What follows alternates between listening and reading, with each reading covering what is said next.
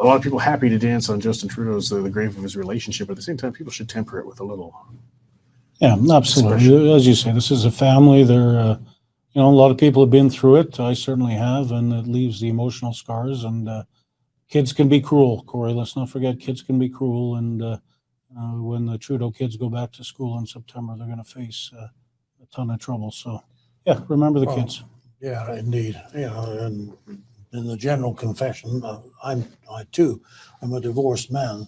There's very little that I can say that I would, I can't condemn the man. It is one of the disappointing things that looking at some of the comments on that we get, a lot of people, how do I put it without offending our readership? Sometimes, what happens in a person's family is really anybody else's business. There's nothing here to take pleasure from. We will criticize Mr. Trudeau for his policies. We will criticize him for the many hypocrisies that he has demonstrated in his public life and the private life that came before it.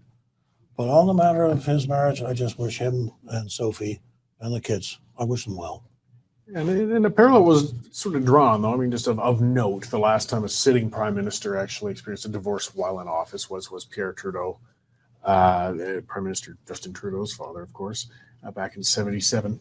But I believe it was the walk in the snow that same year. Yes, later that year, '78, I think the divorce was finalized, and walk in the snow was later that year. We can't at the same time. I mean, we could still be dignified and not dig into the reasoning and such, but we could also discuss it does impact the mindset and possibly the choices of a prime minister. I mean, that could have been part of what influenced Pierre Trudeau when he made his mind up. And Justin Trudeau is having a tough time in government right now with this stacked on top of it. It may influence his career choices in the next few months. Yeah, they could go either way. It could go either way. I think it could say, okay, now I'm going to focus on this instead of that, and focus on battling Polyev. Or, yeah, you're right. He could just do what his dad did and say, that's enough for me, and I'm out of here. Yeah, it's just a factor that's happening. Again, we can't ignore that it's happening, but at the same time, it's speculating on the causes of the personal affairs or such is really not. I just think we have to be a bit restrained about how we talk about it.